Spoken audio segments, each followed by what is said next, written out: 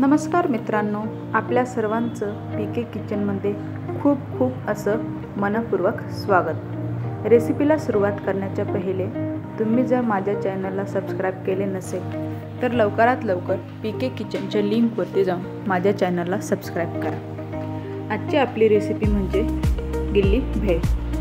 चला तर मग वेळ न घालता रेसिपीला करूया सुरुवात। टोमॅटो, कांदा आणि कोथिंबीर बारीक कापून घेतले आणि एक लिंबू। इथे आपण येवला स्पेशल भेळचा वापर केलेला आहे। आता आपण त्याच्यामध्ये 2 मीडियम साइजचे बारीक कापलेले कांदे, तर सगळ्यात पहिले आपण बारीक कापलेला कांदा घालून घेऊया। त्याच्यानंतर 2 मीडियम साइजचे बारीक कापलेलं टोमॅटो ते पण घालून घेऊया। नंतर बारीक कापलेली कोथिंबीर ती पण घालून घेऊया।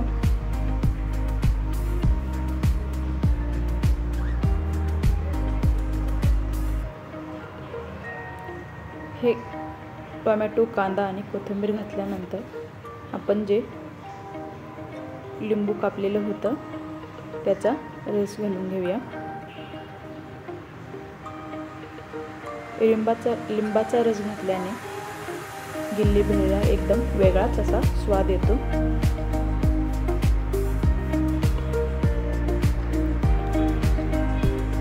लिंबाचा रस पण घालून झालेला आहे। नंतरला शेजवान चटणीचा वापर करूया।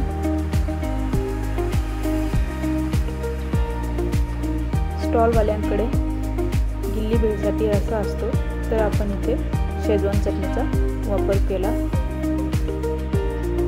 प्रत्येकाच्या आवडी निवडी ह्या वेगवेगळ्या असतात। कोणाकोणाला टोमॅटो सॉस वगैरे घालून आवडते, कोणाला शेजवान चटणी वगैरे घालून आवडते आणि स्टॉलमध्ये रस्सा घालता। तर इथे आपण शेजवान चटणीचा वापर करून गिल्ली भेळ बनवून घेऊया। आता आपण हे सर्व वस्तू घातलेल्या आहे त्या एकत्र म्हणजेच मिक्स करून घेऊया।